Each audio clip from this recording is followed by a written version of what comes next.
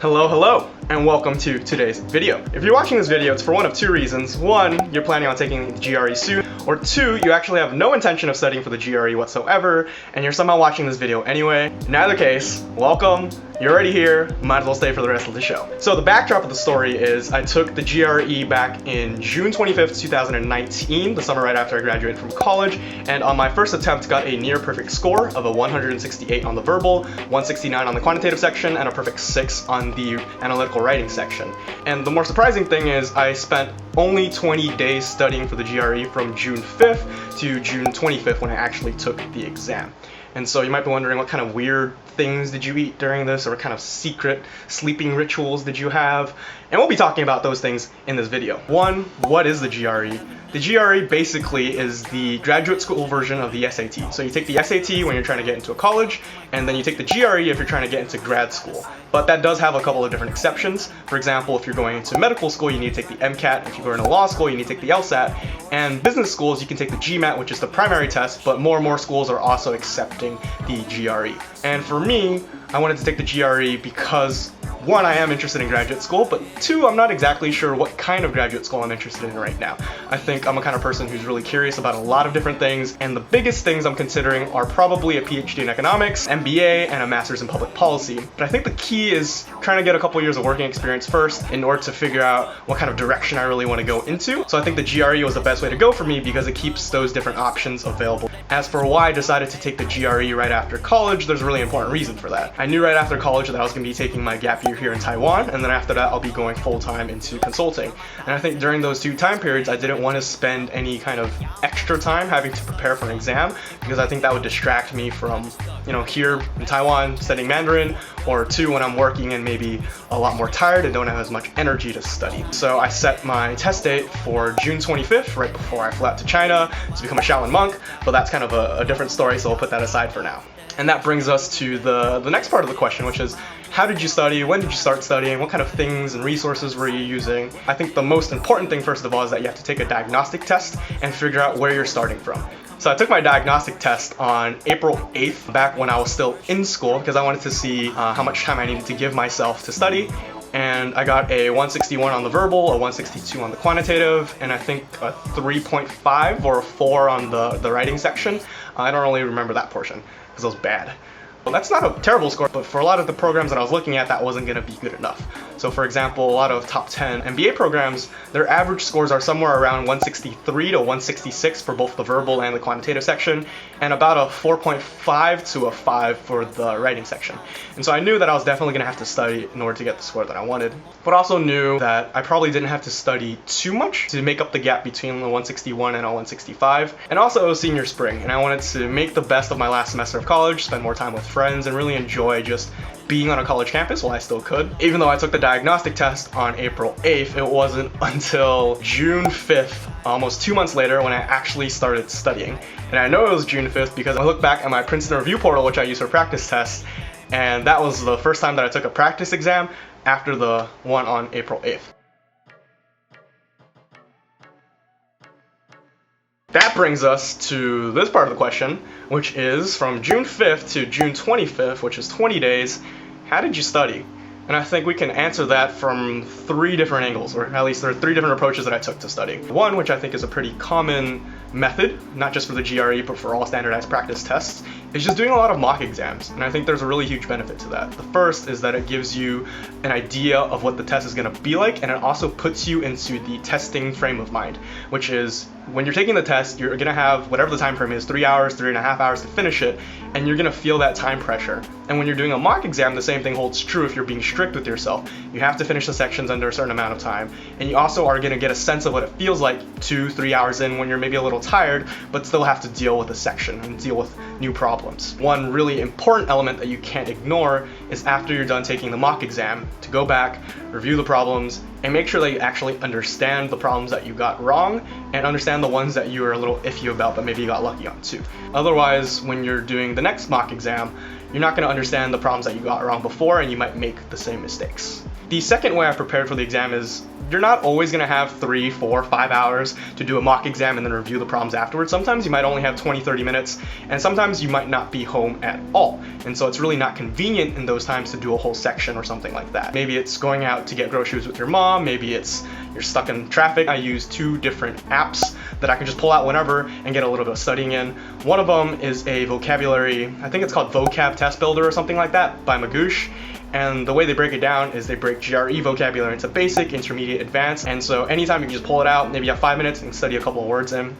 But probably my favorite part of that app, and they're not sponsoring this, I don't think they care about me anyway, so, you know, it doesn't matter. I'm just saying this because I found it useful. There was a part at the bottom of the map which is like a competition, and so you select the difficulty level, and then you can compete against someone who's using this app somewhere else around the world. I think the competitive element of it made me want to study vocabulary more, and that was kind of useful. And the second app that I was using was targeting a different weakness of mine, which was reading comprehension under time.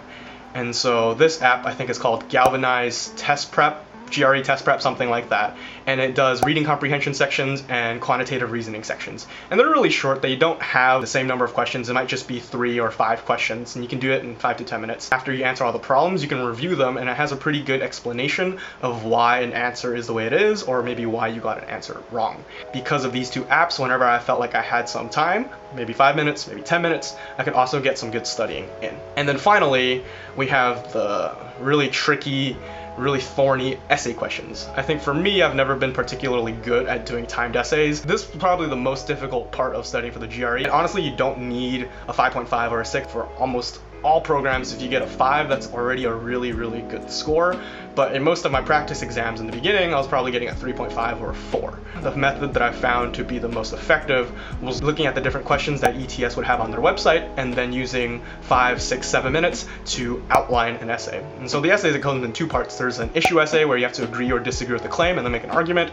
And then you have your analytical essay, which you are given a claim and then you're trying to figure out what evidence they're missing or which evidence you can provide to make the argument better. And so for the issue essay, you're trying to agree or disagree with something, I would use 5, 6 minutes and try to come up with different examples that I could use. Maybe it's from literature or history or from my own personal experiences that I could use to support this claim. And for the analyzing an argument essay, I would do the same thing. I'd spend 5 to 6 minutes trying to find flaws and then build up other points to support the points that I was making. Well, that's a lot of points in one sentence. But overall, I found that to be a really effective method for targeting the essay portion. So that's it in terms of the studying. I think in those 20 days, I took 1 practice test a week with the exception of the final week where I took 2. So that's a total of 4 practice tests, and I don't know how many vocab words I studied at the time. I might have studied through the entire app, but that's essentially it. There's no kind of secret sleeping, exercise, diet recipe there. A lot of it was just doing a lot of practice exams, and that was pretty effective. And that will bring us to the next part of the video, which is some commonly asked questions. I think the first that usually people have is, what is a good score on the GRE? And honestly, that's going to depend on the type of program that you're applying to, whether it's an engineering program or a creative writing program or a business program or something else. And then in addition to the type of program that you're looking at, it's also going to be the tier of the program that you're looking at. A top engineering school might require something like an average of 160 and above on the quantitative section, maybe even higher, whereas the average reading section of successful applicants might be something in the 150s. I'm not quoting exact numbers, but that's just to give you a sense of the idea. So I think really, honestly, the best way to determine whether or not a score is a good GRE score is whether or not it meets at least the average of the schools that you're looking at. Second question that a lot of people ask is, how do you get motivation to study for the GRE? Because let's be real, standardized testing is not exactly the sexiest thing, and for a lot of people, the only reason you would take a standardized test is because you think it's going to help you to reach another destination. It's always true. It's going to be graduate school, it's going to be college or something else. And so how do you get motivation to study for the GRE? I think for me personally, motivation to study was never really a big problem. I think that might also have something to do with the fact that there wasn't a lot of time for me to study. So in some ways you can say that procrastination built time pressure for me, and that really kind of pushed me. But I know for some people that kind of pressure can have the opposite effect as well. So you really have to figure out what works for you in that sense. And I think another way, if you really want to push yourself and maybe you're feeling not a lot of motivation to study for tests, is to build an external accountability system. So for example, something that my friends and I did back in freshman year of college, because I had a sugar addiction, is there are 3 of us in a group, and each time that one person eats sugar, eats candy or anything like that, the other persons in that group get punished. Oh, that was kind of a weird way of saying that. But essentially, it was an external accountability system where each time any member of the group ate sugar, the other two members were punished. I know that sounds a little weird because you would think the person who is eating sugar should also be the person that's punished, but because we were all really good friends and we didn't want to make our friends feel bad or hurt them in any way, we also felt really terrible if we broke that system. And so we maintained that for about 9 months, and I went from eating ice cream every day to maybe eating ice cream once every 4 or 5 months. And so that was a system that really worked well for me. Or just setting up a time every week where I would go to the gym with my friends. Monday, Wednesday, Friday at 8 a.m. all 3 of us are gonna go together. When you don't make an obligation, it kind of feels bad because you're not just letting yourself down, but you're letting your group members down too. And I think that had a huge effect. Not in this case with studying for the GRE, but in a lot of different areas of my life. Another question that people have is what you should do the day before the GRE or the day of the GRE. For me, after studying for a really intense period of time, the day before the GRE, all I really want to do is relax. Maybe I was watching Netflix or maybe I was reading a book. So one thing I made sure to do the night before is to make sure that I had all the materials that I needed to bring with me on the next day. And I think the biggest thing was just the piece of identification to make sure that I was the person I was saying that I was. And so I'd have all that stuff kind of laid out on the desk beforehand. So the next day I wouldn't have to be searching for it. I can just look at my table and know that I was ready to go. And that's about it for today's video. If you are planning on taking the GRE soon or any other type of standardized testing, I wish you the best of luck. You're gonna do great.